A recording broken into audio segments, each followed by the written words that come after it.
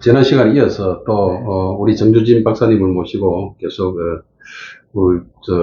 소련의 북한 지역에 정보기관을 설치하는 그 과정에 대해서 또 알아보기로 하겠습니다.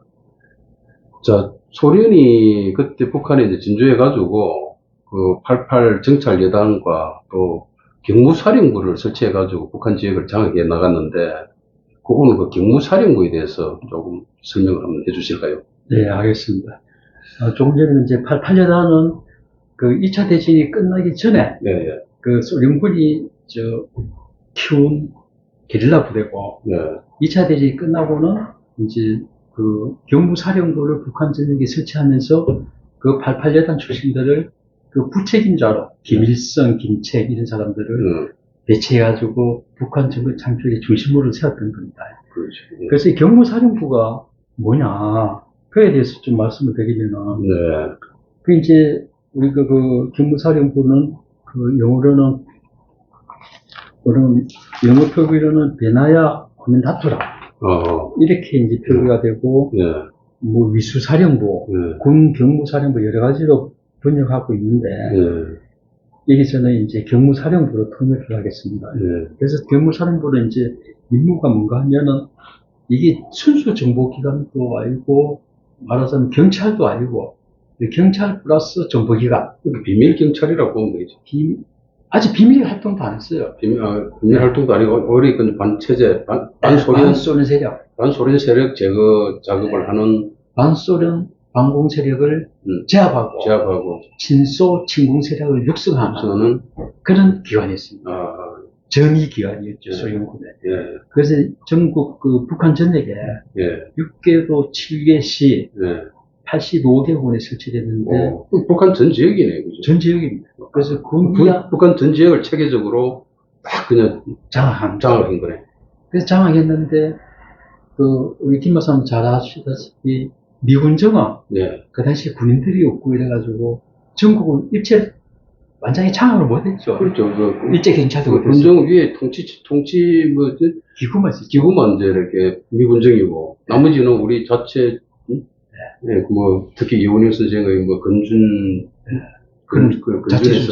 해가지고 거의 하다시피 했었으니까요. 예. 근데 얘는 북한은 소련군이 점령을 해가지고 일사불란하게 네. 전국을 장악해 나간 겁니다. 야. 그 특징을 두들지게 나타난 게 네. 1945년 10월 12일 날 네. 그 북한을 점령한 그 소련 군대가 25군인데 25군. 네, 소 25군 사령관 네. 치스차코프가 네. 명령서를 하달을 합니다. 예. 각 산하부대에. 예. 거기에 보면은 어떤 내용이 있는가 하면은 그 제4조 이르면 이 명령서는 우리 북한을 공부하신 유명한 분인 김창순 선생님이 김창순. 네. 1961년도에 저술한 북한 15년사 예. 그게 49페이지에서 50페이지에 걸쳐서 소개를 해놨는데요. 예. 참 귀한 자료죠. 예. 거기에 보면은 그 치스차코프 명령서에 네. 모든 정당과 단체들은 네. 강령과 규약 예. 그리고 인명본부를 예. 경무사령관한테 등록해라. 이렇게 하고 네. 모든 무장부대는 해산해라. 모든 무장부대를 해산시키고 총칼이든 무장부대를 해산해라. 네. 그런데 북한 전지역을 소련군 이외의 다른 세력은 일제 없애버린 거죠. 예. 그러면서 그 무장을 해제하고 만약에 자치 치안 조직을 필요한 인민들은 예. 경무사령관하고 협조해서 만들어라. 그 무장 세력을 갖다가 전부 다 해제시켰다 그러면 그건 점령군이잖아요. 그래서 이제 헬기 박사들이 뭐 점령군을 강조하셨는데 점령군이죠. 점령군이죠. 무장을 해제할 정도 같으면. 그렇죠. 완전 점령을 한 거죠. 예. 그렇게 하면서 어차피 2차 대전 그 이후의 점령 소련이 동료를 하고 예. 북한에 예. 주둔한 소련군은 예. 그 소련군을 바탕으로 위성정거를 수립해 갔습니다. 예. 그런데 미국은 예. 전쟁이 끝나니까 이제 평화가 왔다. 예. 이래가지고 병력을 감축하고 그러고 그 미국의 루스벨트 대통령이 그 전쟁 막바지에 급사하면서 미국은 큰 전화를 받게 되죠. 예. 그래서 그 전시체제도 평화체제로 바꿨는데 네. 소련군은 이 위성정권을 세워나가니까 처음에 미국이나 영국이나 자유전쟁에서는 예, 이 소련의 의도를 몰랐어요. 예, 그런데 조금 있다 보니까 이제 철의 장막이 쳐가지고 예, 이렇게 그것을 점령을 한 거 아닙니까? 예, 그게 요새 말하면 우크라이나 같이 예, 군인을 투입해가지고 예, 위성정권을 세워나가는 게 러시아의 전통적 방법인 겁니다. 그러니까 이제 그 인민자치조직이 필요하면 부안대를 만드는 거는 허용하겠다. 예, 부안대가 만들어졌습니다. 근데 이 경무사령관은 북한 전쟁에서 예, 명령과 지시 가지고 모든 걸 처벌하고 예. 영장하고 체포하고 예, 감금할 수 있었던 예. 거예요. 그래가지고 전국 과치기에 어쩐 거기서 반소 방공의 사람의 동향을 수집해서 예, 보고하면 예, 평양이 지침을 받아서 그걸 이제 예. 탄압하고 예, 이렇게 조직을 했는데 그 당시에 탄압만 한 게 아니고 소련을 홍보를 해야 되지 않겠습니까? 그렇죠. 예. 그 소련을 홍보를 하는 사실 점령이라고도 할 수 있지만 한편은 또 그 당시 진소. 그 당시 시대적 상황에서는 또 해방군이라고도 볼 수 있으니까요. 네, 그래서 진소 그 분위기를 조성해야 저 되는데 분위기 좀. 그 조성하는 방법에 네.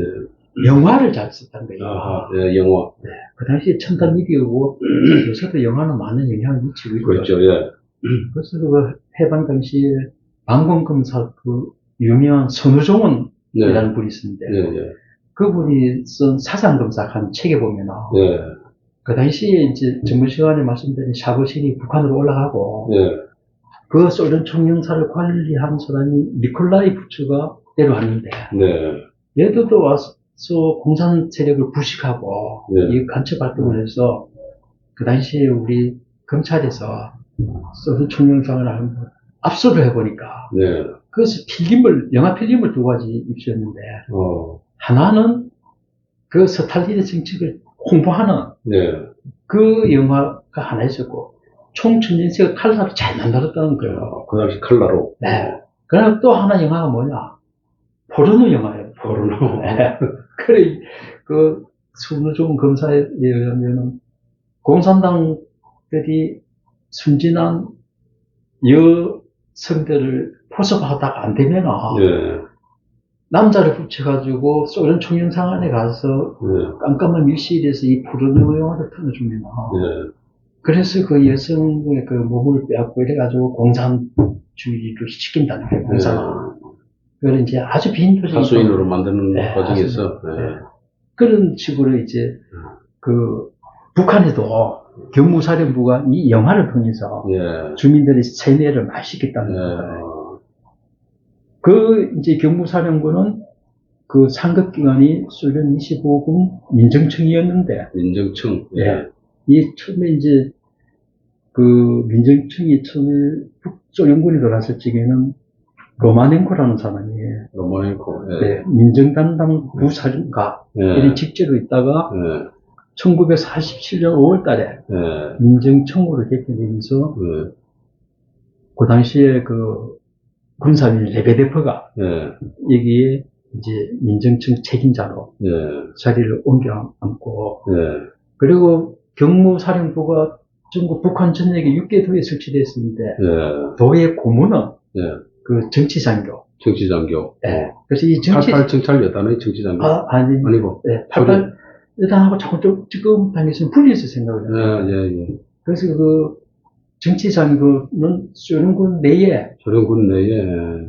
거기에 부식해놓은 공산당원이에요. 예. 그래서 군복만 입었지. 이 사람들은 공산당원들, 공산주의 교육을 지킨 사람들.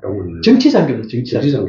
네. 그래서 이제 민주주의 군대하고 좀 다른 개념이죠. 네. 2차 대전 때부터 이 시기를 정치장교가 했는데, 레베데프도 정치장교고, 시티코프도 정치장교입니다. 네.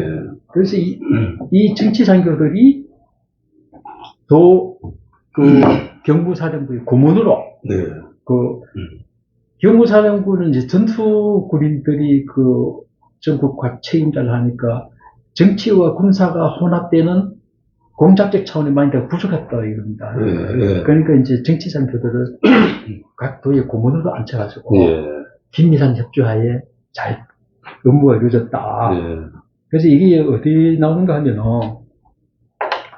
우리가 87년 민주화 이후에 구공산권 자료도 국내에서도 많이 번역이 됐잖아요. 예, 그 당시에 얘기 보면 함성 편집부에서 네. 레닌그라드부터 평양까지 예, 이 책을 냈는데 그게 95쪽에 보면 레베데프가 예, 쓴 글이 예, 수행해야 할 의무를 자각하며 예, 그리고 자기가 그 당시에 그 북한에 쏘는 그 정권을 세워나가는 과정을 쓴 글이 있는데 예, 거기 보면 레베데프가 자기들이 도 경무사령부의 고문으로 정치 장교들을 배치해가지고 예, 일을 시켜서 소련군 정치회의하고 경무상으로 긴밀히 협조가 잘 됐다. 예, 자기가 다 아는 사람이 고문으로 가 있었기 때문에 네, 일이 잘 됐다. 네, 그랬으면서 그 글에 뭐라고 했냐면 그렇게 하면서도 사회계획을 방해하는 세력을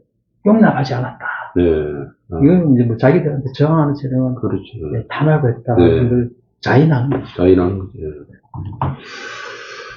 그래서, 한 역사 시대적인 그 상황에 우리 해방 공간에서 참 북한 지역이 공산화돼 가는 그 참 과정을 아주 이렇게 경무사령부를 통해 가지고 아주 적나라하게 이게 굳혀져 가는 것 같습니다. 그죠? 그렇습니다. 예. 그동안 우리 좀 경무사령부를 통해 가지고 그 나름대로 북한 지역을 그 소련 공산주의화 시키는 그 과정에 대해서 이제 이렇게 알아보았습니다. 하여튼 다음에는 또 다음 시간에 또 네. 그 계속 이어서 네. 그 정보기구에 대해서 또 이렇게 계속 또 소련군 이렇게 내에 그 군사회의하고 네. 정치 철가락하는 조직에 대해서 좀 공부를 해서 와서 네. 논의하도록 네. 하겠습니다. 군사회의 군사회의. 조금 전에 제가 와서 레베데프하고 네. 시티코프가 다 네. 정치 장교들이 그 정치장 군사회의 네. 제도에 대해서.